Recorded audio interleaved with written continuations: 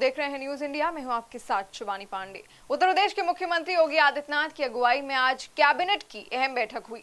CM योगी की अगुवाई में उत्तर प्रदेश लोक स्वास्थ्य एवं महामारी रोग नियंत्रण अध्यादेश 2020 कैबिनेट से पास कर दिया गया है। अब कोरोना वॉरियर्स के साथ अभद्रता या मारपीट करने पर सख्त कार्रवाई के साथ साथ जेल और जुर्माना दोनों हो सकता है। उत्तर प्रदेश के मुख्यमंत्री योगी आदित्यनाथ की अगुवाई में आज कैबिनेट की अहम बैठक हुई। मुख्यमंत्री आवास पर आयोजित कैबिनेट बैठक में लखनऊ में मौजूद सभी कैबिनेट मंत्री वीडियो कॉन्फ्रेंसिंग के जरिए जुड़े। सीएम योगी की अगुवाई में उत्तर प्रदेश लोक स्वास्थ्य एवं महामारी रोग नियंत्रण अध्यादेश 2020 कैबिनेट से पास कर दिया गया।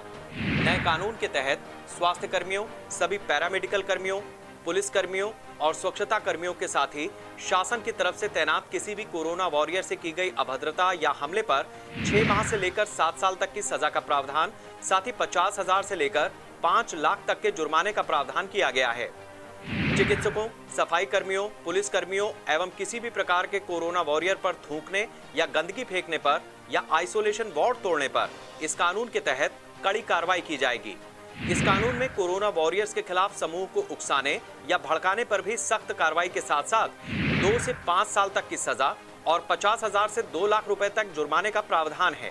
नए अध्यादेश के अनुसार मुख्यमंत्री की अध्यक्षता में एक राज्य महामारी नियंत्रण प्राधिकरण बनेगा, जिसमें मुख्य सचिव सहित 7 अन्य अधिकारी सदस्य होंगे। इसके अलावा 3 सदस्यीय जिला महामारी नियंत्रण प्राधिकरण होगा, जिसका अध्यक्ष डीएम होगा। राज्य प्राधिकरण महामारी के रोकथाम नियंत्रण से संबंधित मामलों में सरकार को परामर्श देगा, जबकि जिला प्राधिकरण जिले में विभिन्न विभागों के क्रियाकलापों के साथ समन्वय स्थापित करेगा। कोरोना महामारी को देखते हुए क्वारंटाइन का उल्लंघन करने पर 1 से 3 साल तक की सजा और जुर्माना 10,000 से 1 लाख तक का होगा। अस्पताल से भागने वालों के खिलाफ 1 वर्ष से 3 वर्ष तक की सजा और जुर्माना 10,000 से 1 लाख तक होगा। अश्लील एवं अभद्र आचरण करने पर 1 से 3 साल तक की सजा और जुर्माना 50,000 से 1 लाख रुपए तक होगा। लॉकडाउन तोड़ने, इस बीमारी को फैलाने वालों के लिए भी कठोर सजा का प्रावधान कानून में किया गया है। अध्यादेश के मुताबिक अगर कोई कोरोना मरीज स्वयं को छिपाएगा तो उसे 1 साल से लेकर 3 साल तक की सजा हो सकती है और 50,000 से 1 लाख रुपए तक का जुर्माना भी लगाया जा सकता है। अगर कोरोना मरीज जानबूझकर सार्वजनिक परिवहन के माध्यम से यात्रा करता है तो उसके लिए 1 वर्ष से 3 साल तक की सजा और 50,000 से 2 लाख रुपए तक का जुर्माना हो सकता है। ब्यूरो रिपोर्ट के साथ Manish Mishra, news India, Lucknow. Corona त्रासदी के बीच निर्माण कार्यों को यूपी सरकार ने हरी झंडी दिखाई है, जिसका लाभ उठाने की तैयारी में वो बिल्डर हैं जो अभी तक गरीबों के मकान तक नहीं बना पाए हैं। बिल्डरों की पैरवी का जिम्मा उठाया है क्रेडाई ने, जिसके चेयरमैन एसके गर्ग को घूसखोरी में सीबीआई जेल तक भेज चुकी है। बिल्डर कोरोना पर सरकार से रियायतें भी चाहते हैं, जिससे संक्रमण भी बढ़ सकता है। उत्तर प्रदेश के मुख्यमंत्री योगी आदित्यनाथ कोरोना के कहर के बीच यूपी में निर्माण कार्यों को शुरू करने की हरी झंडी तो दे चुके हैं, लेकिन इसकी आड़ में उत्तर प्रदेश के वो बिल्डर जो सरकारी परियोजनाओं को लंबे समय से अधूरा छोड़े हैं, वो मोटा लाभ चाहते हैं। इसके लिए बाकायदा औद्योगिक विकास आयुक्त ने आवास आयुक्त की अध्यक्षता में एक टीम का गठन भी किया है, जो बिल्डरों को सहूलियतें देगी। हालांकि इसकी रिपोर्ट अभी नहीं आई है, लेकिन यूपी क्रेडाई के अध्यक्ष जो एलडीको के चेयरमैन भी हैं एसके गर्ग, जिनको सीबीआई ने घूसखोरी में जेल भेजा था, वो बिल्डरों की पैरवी बड़ी शिद्दत से कर रहे हैं। एसके गर्ग की माने तो यूपी क्रेडाई ने बिल्डरों के लिए जो सहूलियतें मांगी हैं, उसके मुताबिक कोरोना भले जारी रहे, लेकिन इन बिल्डरों को गैर राज्यों से श्रमिक यूपी लाने हैं और साथ ही अगर कोई भी श्रमिक कोरोना पॉजिटिव पाया जाए तो इनकी निर्माण इकाई सील ना की जाए। इसका सीधा अर्थ है कि कोरोना त्रासदी के बीच यूपी के बिल्डर कोरोना पर वो रियायतें चाहते हैं जो शायद ही किसी भी निजी प्रतिष्ठान को सरकार ने जारी की हो। साथ ही यूपी सरकार की वो परियोजनाएं जो गरीबों के लिए बनी थी, वो टाउनशिप जिसमें गरीबों के लिए यूडब्ल्यूएस और एलआईजी मकानों को बनाना था, ऐसे हजारों लाखों मकान अभी तक बिल्डरों ने नहीं बनाए हैं। इसको लेकर यूपी सरकार के अफसरों ने इन बिल्डरों से एक भी सवाल शायद नहीं पूछा होगा। कैमरामैन राज बिष्ट के साथ Manish Shrivastava, news India, Lucknow. UP में बच्चों की हत्यारिन कंपनी पुष्पा सेल्स को ब्लैकलिस्ट करने की सुध अफसरों को 3 साल बाद आई है। कंपनी से साठगांठ के आरोप मौजूदा दागी डीजी के गुप्ता पर हैं। डीजी की जांच शासन स्तर पर लंबित तो है ही, साथ ही पुष्पा सेल्स को यूपी में करोड़ों की ऑक्सीजन सप्लाई का ठेका देने वाले अफसरों पर भी कोई कार्रवाई नहीं हुई। उत्तर प्रदेश के अफसरों के रंग निराले हैं। जब कोई बड़ी घटना हो जाती है, उसके कई साल के बाद इन अफसरों को कार्रवाई करने की सुध आती है। ऐसा ही कुछ दागी company Pushpa Sales Private Limited के मामले में हो रहा है। 2017 में गोरखपुर के बीआरडी मेडिकल कॉलेज में ऑक्सीजन कांड से दर्जनों बच्चों की मौत हुई थी और इस हत्यारिन कंपनी पुष्पा सेल्स पर आरोप था कि इसी के कारण मासूमों की जान गई। इसके बावजूद मौजूदा डीजी डॉक्टर के गुप्ता ने पुष्पा सेल्स को आज तक ब्लैकलिस्ट नहीं किया और जब चिकित्सा शिक्षा के अफसरों के घोटाले बाहर आने लगे, पुष्पा सेल्स को करोड़ों के ऑक्सीजन सप्लाई में टेंडर मिलने लगे, यूपी सरकार की कोरोना त्रासदी के बीच फजीहत होने लगी, तब आखिरकार डीजी के गुप्ता जागे और पुष्पा सेल्स को ब्लैकलिस्ट करने के लिए शासन को सिफारिश भेजी। लेकिन न्यूज़ इंडिया आपको बताएगा कि ये वही डीजी के गुप्ता हैं जिनके कारण पुष्पा सेल्स को तकरीबन 70 लाख का भुगतान नहीं हुआ था और तमाम बच्चों की जानें चली गई थीं। ये तब हुआ था जब प्रमुख सचिव चिकित्सा शिक्षा अनीता भटनागर जैन ने भुगतान की हरी झंडी दी थी और कमीशन खोरी के कारण के गुप्ता ने भुगतान को रिलीज नहीं किया था। ऐसे में लखनऊ के लोहिया संस्थान और मेरठ मेडिकल कॉलेज के अफसरों समेत राजकीय निर्माण के उन अफसरों पर पहले शिकंजा कसा जाना चाहिए जिसने इस दागी कंपनी को ऑक्सीजन सप्लाई का टेंडर देने की साजिश रची थी। कैमरामैन राज बिष्ट के साथ मनीष श्रीवास्तव, न्यूज़ इंडिया, लखनऊ। अलग अलग राज्यों में फंसे यूपी के निवासियों को लेकर आने वाली श्रमिक स्पेशल ट्रेनों का चारबाग रेलवे स्टेशन पहुंचने का सिलसिला जारी है। बुधवार को सुबह 8:30 बजे गुजरात के आणंद जिले से लखनऊ एक और ट्रेन पहुंची, जिसमें 1262 यात्री सवार थे। सबसे पहले यात्रियों की थर्मल स्कैनिंग के साथ स्टेशन पर ही उनकी जाँच की गई। इसके बाद यूपीएसआरटीसी की बसों से यात्रियों को उनके गृह जिलों के लिए रवाना किया गया। यूपीएसआरटीसी के एमडी राजशेखर के मुताबिक चारबाग स्टेशन पर 50 बसों को लगाया गया था, जो गोरखपुर, प्रतापगढ़, फर्रुखाबाद, कासगंज, जौनपुर, हाथरस, जालौन और हरदोई समेत कई जिलों में भेजी गई हैं। बसों को सैनिटाइज किया गया है। वहीं बसों के स्टाफ समेत यात्रियों के विषय में भी कोरोना के मद्देनजर जरूरी कदम उठाए गए हैं। इनको मास्क भी दिए गए हैं। यात्रियों से कोई किराया नहीं लिया जा रहा है और खाने के पैकेट्स भी वितरित किए गए। लॉकडाउन के तीसरे चरण में लगभग 43 दिनों के बाद शराब की दुकानें खुली तो शराब प्रेमियों का हुजूम उमड़ पड़ा। अब शराब पीने वालों के लिए दुकानें खोलने पर मशहूर शायर मुनव्वर राणा ने अपने अनोखे अंदाज में ट्वीट किया है। लॉकडाउन 3 के बाद शराब की दुकानें खोल दी गई हैं। शराब की दुकानें खुलते ही नॉनवेज खाने वालों की तलब बढ़ गई है। इसी सिलसिले में मशहूर शायर मुनव्वर राणा ने योगी आदित्यनाथ से गुजारिश की है कि अब मीट की दुकानें भी खोल दी जाएं।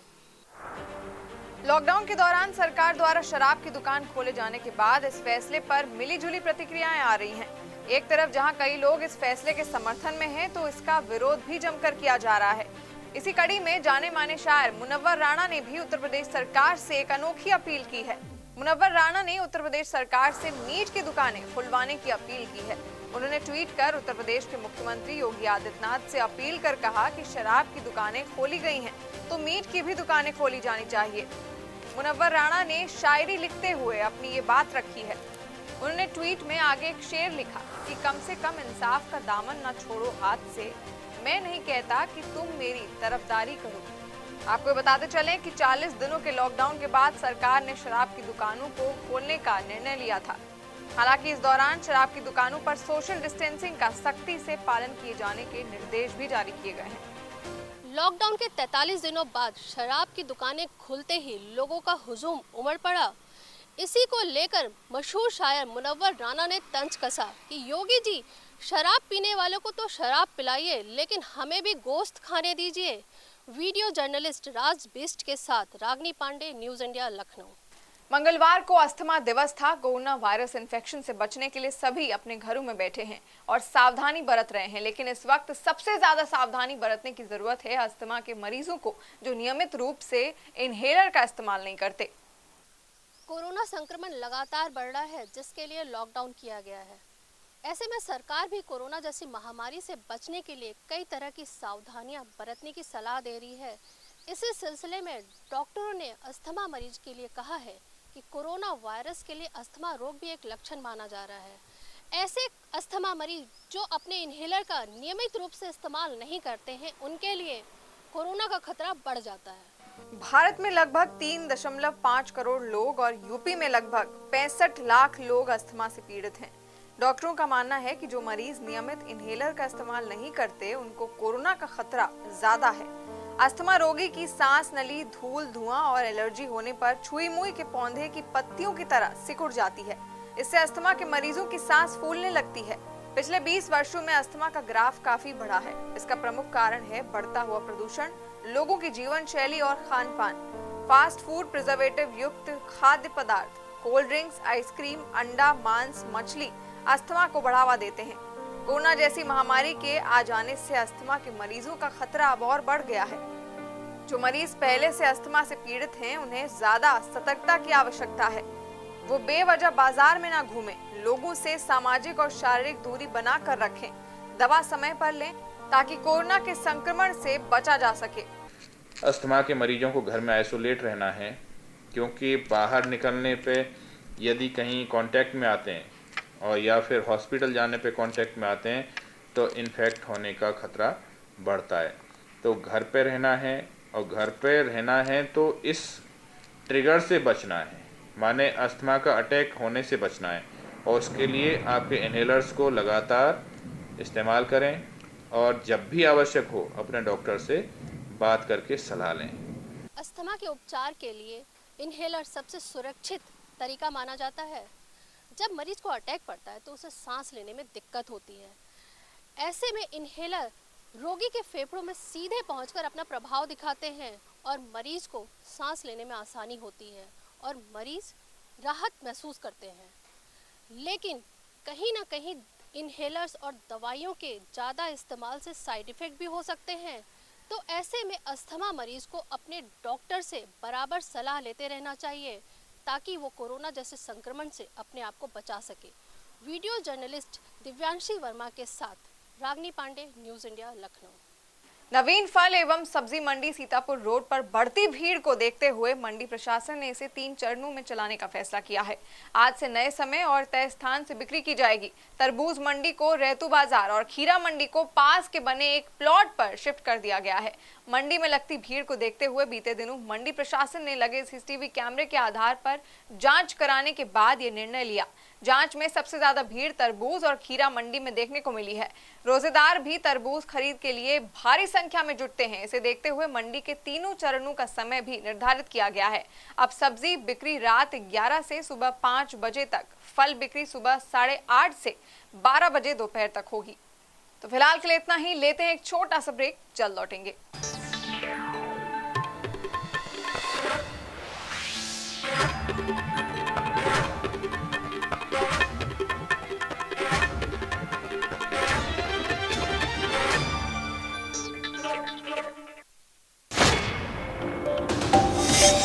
सियासत का मिजाज जहां से होता है तय,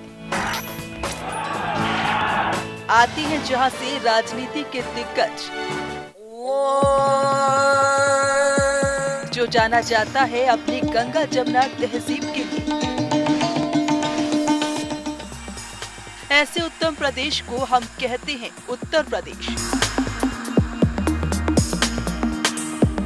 तो देखिए अपने उत्तर प्रदेश की तमाम खबरें सिर्फ न्यूज़ इंडिया पर।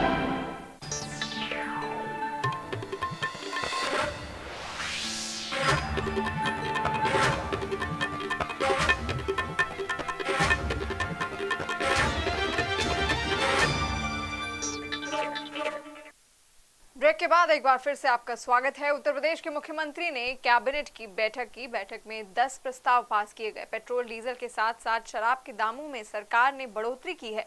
बैठक के बाद कैबिनेट मंत्री सुरेश खन्ना ने इसकी जानकारी दी। लगातार लॉकडाउन की वजह से हमारे आर्थिक संसाधन काफी कम हुए। यद्यपि अप्रैल के महीने में हमारा कलेक्शन टैक्स आदि का कम होता है, लेकिन फिर भी अकेले अप्रैल की जो डिमांड थी 12,141 करोड़ रुपए का टैक्स की डिमांड थी और उसके अगेंस्ट में हमारा कलेक्शन 1178 करोड़ रुपया हुआ। बाकी सभी आइटम तो जीएसटी के दायरे में आते हैं जी, लेकिन पेट्रोलियम पदार्थ राज्य सरकार के क्षेत्राधिकार के अंतर्गत है, ये जीएसटी के दायरे से बाहर है। इस पर आज 2 रुपया पेट्रोल पर प्रति लीटर और 1 रुपया डीजल पर प्रति लीटर पर वृद्धि करने का निर्णय किया गया है। स्वरोजगार का ख्वाब संजोए यूपी के युवाओं का विश्वास जीतने की नायाब पहल योगी सरकार ने शुरू की है। अब न ही फाइल कहीं लटकेगी और न ही सरकारी स्तर पर भ्रष्टाचार और उत्पीड़न से दो चार होना पड़ेगा। पारदर्शिता के इस हथियार के साथ कौशल विकास मिशन के सीएम युवा हब पोर्टल में ऐसा बहुत कुछ है जो कोरोना महामारी के बीच यूपी में लाखों युवाओं को सरकारी विभागों के जरिए स्वरोजगार स्थापित कराने में अपनी अहम भूमिका निभाएगा। यूपी में पहली बार योजना से जुड़े लखनऊ आईआईएम के मैनेजमेंट गुरु भी आपके सपनों में उड़ान भरेंगे। कौशल विकास मिशन के निदेशक कुणाल सिल्कू ने मुख्यमंत्री युवा उद्यमिता विकास अभियान के नायाब पहलुओं की जानकारी न्यूज इंडिया संग साझा की। कोरोना के कहर के बीच यूपी में तमाम लोगों को यह आशंका है कि उनकी नौकरियां खतरे में हैं, लेकिन यूपी सरकार नौकरियों को बढ़ाने के लिए, स्वरोजगार को प्रेरित करने के लिए भी तमाम ऐसे कार्यक्रम आयोजित करा रही है जिससे काफ़ी लोगों को उत्तर प्रदेश में फ़ायदा होगा। इसी के मद्देनज़र कौशल विकास मिशन में एक ऐसा पोर्टल बनाया गया है जिस पोर्टल के जरिए यूपी सरकार के तमाम विभागों में स्वरोजगार से जोड़ने के लिए लोगों को प्रेरित किया जाएगा और ये पोर्टल निश्चित तौर पे लोगों की मदद करेगा। साथ ही साथ इस पोर्टल की सबसे बड़ी खूबी जो है वो ट्रांसपेरेंसी है। जो लोग आरोप लगाते थे कि हमारी फाइल भ्रष्टाचार के कारण या लाल फीताशाही के कारण तमाम विभागों में अलग अलग स्तरों पर लंबित है, उसकी भी मॉनिटरिंग सुनिश्चित होगी। इस पोर्टल को बनाने में सबसे अहम भूमिका कौशल विकास मिशन ने निभाई है। हमारे साथ मिशन के डायरेक्टर कुणाल सिल्कू सर हैं। सर, ये जो मुख्यमंत्री युवा उद्यमिता विकास अभियान है जिसको मुख्यमंत्री युवा हब से भी संबोधित किया जाता है, ये क्या है और ये कॉन्सेप्ट कैसे शुरू हुआ, ये आइडिया आपके दिमाग में कैसे आया? देखिए, सीएम युवा हब का जो कॉन्सेप्ट है ये एक अम्ब्रेला कॉन्सेप्ट है और इसके तहत हमारे प्रदेश में जितनी भी स्वरोजगार के संबंधी विभाग की स्कीमें चल रही हैं, प्रयास ये था कि एक सिंगल विंडो मिले, किसी एक व्यक्ति को ये परेशान ना होना पड़े कि भाई हमारी अपनी स्किल नॉलेज लेवल क्या है और हम किस योजना के लिए कहाँ पात्र होते हैं। बहुत बार गांव के लोग होते हैं, नहीं पता होता है उनको कि हम कहाँ जाएं, कैसे अप्लाई करें। तो पहला प्रयास तो इस पोर्टल के माध्यम से ये किया गया है कि एक सिंगल विंडो पर आके आप अप्लाई कर सकते हैं एप्लीकेशंस को अपनी। और दूसरा प्रयास ये किया गया है कि आज के टाइम पर हमारा चूँकि बहुत सा प्रोसेस मैनुअल अलग अलग विभाग का है, तो वहाँ पे एक बहुत लंबे समय तक एप्लीकेशंस पेंडिंग पड़ी रहती हैं। अगर जिलाधिकारी रिव्यू करना चाहे कि भाई कहाँ पर कितनी पेंडेंसी है या बैंक्स में कितनी पेंडेंसी है, लोन क्यों नहीं हो रहे हैं, लोगों को लाभ क्यों नहीं मिल रहा है, तो इसमें रिपोर्ट्स मंगाने में, चीज़ों करने में दिक्कत होती है।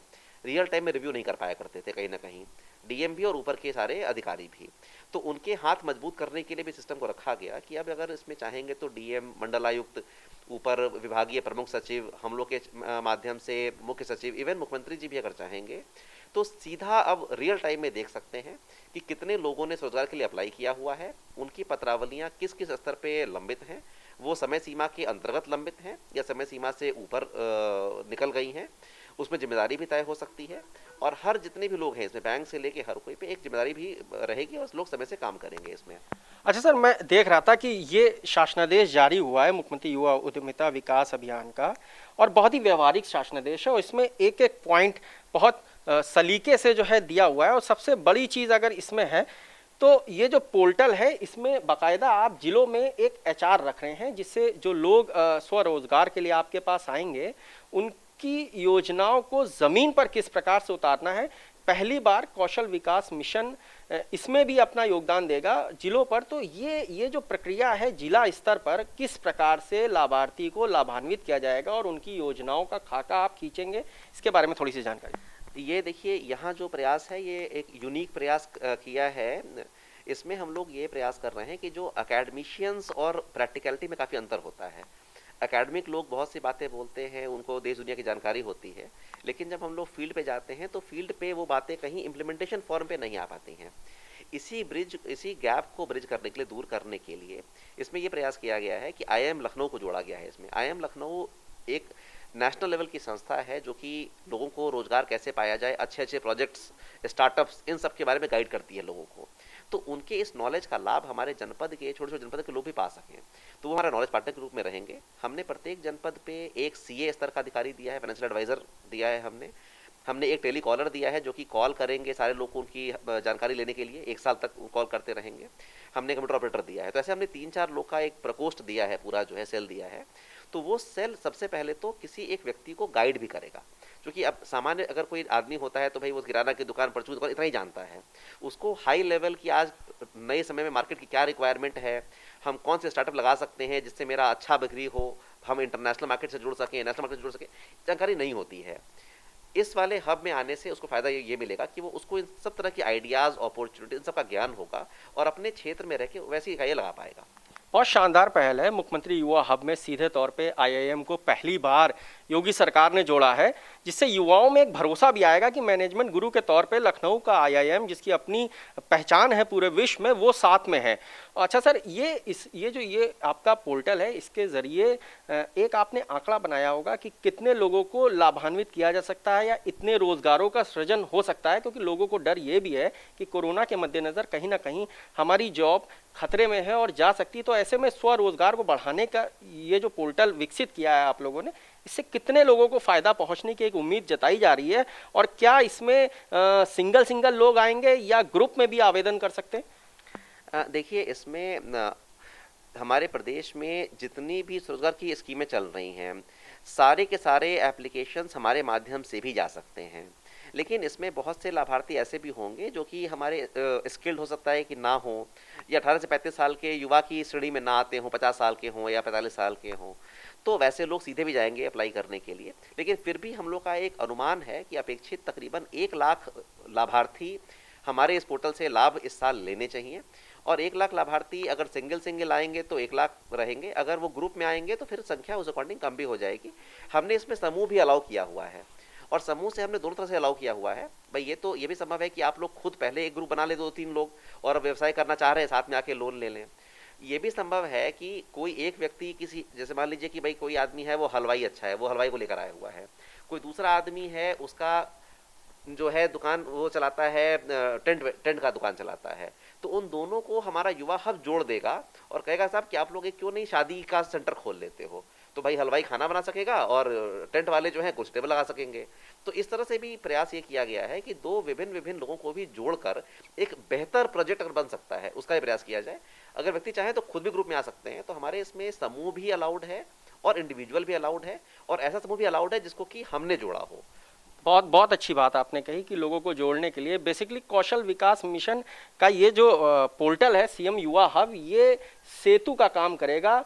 जमीन से लाभार्थी और जो विभाग है उनके बीच में आपस में सामंजस्य किस प्रकार से स्थापित होगा, किस प्रकार से जमीनी स्तर पर आवेदक को लाभ पहुंचेगा और वो स्वरोजगार अपना किस प्रकार से लगा पाएगा, इसमें पूरा योगदान आपका विभाग देगा। एक बात और आपसे पूछनी, क्या इसमें किसी प्रकार की सब्सिडी का भी प्रावधान किया गया है इस पोर्टल के जरिए? और दूसरा सवाल ये है कि अभी तकरीबन कितने ऐसे विभाग हैं जो इस पोर्टल से जुड़े हुए हैं? देखिए, अभी ये इस स्कीम की शुरुआत की जा रही है। अभी शुरुआती दौर पे हम लोगों ने 11 विभाग को इसके ऊपर जोड़ा है। तकरीबन 17 स्कीमें हमारी इससे कवर हो रही हैं, लेकिन इसमें एज एंड व्हेन और भी डिपार्टमेंट्स की स्कीम्स आती हैं वो भी जुड़ेंगे इसमें। जहाँ तक बात देखिए सब्सिडी का है, इसमें सब्सिडी सीधे तौर पे हम नहीं देते हैं, लेकिन इसमें एक तरह से इनडायरेक्ट सब्सिडी उस फॉर्म में है कि जब कोई भी व्यक्ति आता है तो उसका डीपीआर बनाने का जो खर्चा है, उसकी हैंड होल्डिंग का जो खर्चा है, वो सारा चीज़ें हम लोग बनवा के देते हैं। तो पहले जो फीस वो वकीलों को दिया करते थे, कहीं और सीए को दिया करते थे और अपने तैयार करवाया करते थे, एप्लीकेशन करने में फीस लगा करती थी, वो सारे पैसे उनके बच जाएंगे। वो सारे हमारे जो अपनी जो सीडीओ का दस्तावेज जो बनाई गई सब कमेटी, उसके जो हमारे एचआर हैं वो बना के दिया करेंगे। हाँ, इसमें एक मामूली सा जो आवेदन फीस है वो जरूर रखा गया है, इसलिए रखा गया है कि जो सीरियस लोग हैं वही लोग अप्लाई करें। बहुत अच्छी बात कही आपने सर। और मुख्यमंत्री का विशेष ध्यान कौशल विकास की तरफ है। लाखों लोगों को स्वरोजगार से जोड़ने की तमाम योजनाएं भी यूपी के सीएम योगी आदित्यनाथ चला रहे हैं। अभी कौशल विकास मिशन की अगर हम बात करें तो इस युवा हब के अतिरिक्त कितने ऐसे प्रोग्राम आप संचालित कर रहे हैं जिसके जरिए आपने एक लक्ष्य निर्धारित किया होगा कि हम इतने लोगों को स्वरोजगार से जोड़ेंगे? पहला सवाल। दूसरा सवाल मेरा ये है कि कुछ दिनों पहले ये बात सामने आई थी कि जो लोग ट्रेनिंग कर रहे हैं उनको पैसा भी मिलेगा साथ साथ, और कंपनियों से आप एक इंटर्नशिप करा करके उनको, मुख्यमंत्री ने इसकी घोषणा गोरखपुर में की थी, तो क्या अभी वो योजना शुरू हो गई है? किस प्रकार से उसको ज़मीन पर उतारा जाएगा? आपने 2 सवाल पूछे हैं, मैं पहला सवाल का आपका उत्तर देता हूँ। कौशल विकास मिशन प्रमुख रूप से स्वरोजगार के लिए नहीं बनाया गया है, ये बनाया गया है नौकरियां देने के लिए, क्योंकि यहाँ पे स्किल्ड लोग निकलते हैं जो कि इंडस्ट्री फैक्ट्री में काम कर सकते हैं। खुद के व्यवसाय करने वाले ट्रेड्स को हम लोग डिस्करेज करते हैं, क्योंकि नौकरियों के लिए तैयार करने का एकलौता विभाग है, स्वरोजगार के तो बहुत से विभाग हैं। तो इस प्रकार हमारा 3.92 लाख, तकरीबन 3,92,000 हमारा जो है इस साल का टारगेट है। इसमें हमने 1 लाख का टारगेट तो रखा है स्वरोजगार का, लेकिन बाकी जो 2,92,000 का टारगेट है वो हमने रखा हुआ है वेज एम्प्लॉयमेंट के लिए। ये आपके पहले सवाल का जो है उत्तर है। जहाँ तक बात आती है आपके दूसरे सवाल की, तो वो स्कीम जो आपने मेंशन की है वो है CM apprenticeship promotion scheme, CM APS, CM apps के नाम से उसको लॉन्च किया गया है। और उसमें ये बताया गया था कि एक स्कीम चलती है नेशनल अप्रेंटिसशिप प्रमोशन स्कीम केंद्र सरकार की। उसमें जो भी व्यक्ति अप्रेंटिस करता है, अप्रेंटिस या अंडर ट्रेनी रहता है किसी भी इंडस्ट्री में, उसको 1,500 रुपये केंद्र सरकार देती है। उसी में राज्य सरकार द्वारा 1,000 रुपये का टॉपअप किया जाना है इस स्कीम से। अब तो अब 2,500 रुपये किसी भी व्यक्ति को इन दोनों स्कीम को मिला के मिलेंगे, नैप्स और सीएम एप्स को मिलाकर। इसकी शुरुआत इस वित्तीय वर्ष से होनी है, लेकिन इसमें एक समस्या अभी फिलहाल ये है कि जो एनएपीएस की जो स्कीम थी भारत सरकार की, वो 31 मार्च 2020 तक थी, जो कि 31 मार्च को समाप्त हो गई है। अभी उसका रिन्यूअल भारत सरकार से होना है, तो अभी हम लोग उसका इंतजार कर रहे हैं कि एक बार रिन्यूअल भारत सरकार से हो जाए, क्योंकि हमारी स्कीम टॉप की है, मूल स्कीम भारत सरकार की है। वो जैसे ही हमारा रिन्यूअल हो जाता है वैसे ही हम लोग इसमें लोक लाभ देने लग जाएंगे। लेकिन जो कार्य पंजीयन का है वो हमने शुरू कर दिया है। पंजीयन हमारे लिए लेटर सारे चले गए हैं सारे जनपदों में, और पंजीयन हमारे यहाँ कराया जा रहा है। जहाँ तक धनराशि मिलने का सवाल है, वो जैसे ही हमारा ये स्कीम रिन्यू हो जाएगा केंद्र सरकार से, वैसे धनराशि मिलनी शुरू हो जाएगी। तो आपने देखा कि किस प्रकार से कौशल विकास मिशन स्वरोजगार को बढ़ावा दे रहा है, अप्रशिक्षित लोगों को प्रशिक्षित भी कर रहा है ताकि वो स्वरोजगार अपना स्थापित कर सकें। खास तौर पर मुख्यमंत्री युवा उद्यमिता विकास अभियान के तहत जो सीएम युवा हब नाम से पोर्टल बनाया गया और इसमें आईआईएम को भी जोड़ा गया है, ये निश्चित तौर पे वाकई सराहनीय है। इसका सीधा अर्थ है कि योगी सरकार बड़ी मात्रा में रोजगार सृजन भी कर रही है, और कोरोना के मद्देनजर जब ये माना जा रहा है कि पूरी दुनिया में रोजगार कम हो रहे हैं, यूपी सरकार की ये पहल वाकई सराहनीय है। कैमरामैन गौरव वर्मा के साथ मनीष श्रीवास्तव, न्यूज इंडिया, लखनऊ। लोगों का पैदल पलायन जारी है, जिससे कोरोना वायरस फैलने की प्रबल संभावनाएं हैं। सीतापुर पैदल चलकर आए 15 लोगों में से एक की हालत अचानक बिगड़ गई। सूचना मिलने पर एसडीएम अमित भट्ट मौके पर पहुंचे और बीमार को इलाज के लिए गाड़ी में बिठाकर अग्रसेन भवन भेजा। शाहजहांपुर से पैदल चलकर आ रहे करीब 15 लोगों में से एक की हालत अचानक बिगड़ गई। ये सभी लोग बहराइच जा रहे थे। अस्पताल में डॉक्टरों ने बीमार व्यक्ति का इलाज शुरू कर दिया है। बीमार की हालत देखते हुए बाद में सभी साथियों को भी अग्रसेन भवन पहुंचाया गया, जहां उनके रुकने और खाने का इंतजाम प्रशासन के द्वारा कर दिया गया है। साथ ही साथ प्रशासन ने आश्वासन दिया है कि तबीयत ठीक होने के बाद उनके बहराइच पहुंचने का इंतजाम कर दिया जाएगा। शाहजहांपुर से आए हैं सर, और यहाँ पर चौराहे पे रुके हुए हैं और हमको बहराइच जाना है। और यहाँ पे एक लड़का बीमार होने के कारण एसडीएम साहब आए थे। महाराजा अग्रसेन में इनका चेकअप होगा, इसके बाद में यहाँ पर छोड़ा जाएगा। बहराइच जाने के तो घर जाना था, इसी के पास यहाँ पे रुके हैं। अभी डीएम साहब आए थे, हर चीज़ के जैसे प्रॉब्लम है बताया गया है। छोटा बच्चा जो हमारे साथ में दोस्त था, फ्रेंड था, उसकी वजह से उसका तबीयत खराब था, इसी की वजह से डीएम साहब आए थे उसका इलाज कराने के लिए। अभी अस्पताल भेजेंगे, जांच वाच करा के फिर यहाँ पे छोड़ा जाएगा। हरदोई के वरिष्ठ कोषाधिकारी कार्यालय में 2 करोड़ 85 लाख रुपए के गबन का मामला सामने आया है। गबन का आरोप पूर्व में तैनात लेखाकार राकेश कुमार पर है। जिला प्रशासन की ओर से कार्रवाई करते हुए एफआईआर दर्ज कराई गई थी। साथ ही शासन से जांच का अनुरोध किया गया था। शासन की ओर से हरदोई पहुंची स्पेशल ऑडिट टीम ने वरिष्ठ कोषाधिकारी कंचन की मौजूदगी में गहनता के साथ ऑडिटर पर कार्रवाई की संस्तुति की। यहाँ पर वरिष्ठ कोषाधिकारी के कार्यालय में पूर्व में एक राकेश कुमार नाम का एक लेखाकार था और उसके द्वारा ट्रेजरी में गबन किया गया था और उसकी जांच कराई गई। लगभग 2,85,00,000 रुपए का गबन प्रथम दृष्टया सामने आया है, जिसमें शासन से अनुरोध किया गया था कि इसकी विशेष जांच कराई जाए। उसी के अंतर्गत स्पेशल ऑडिट टीम आई हुई है और उसकी जांच कराई जा रही है।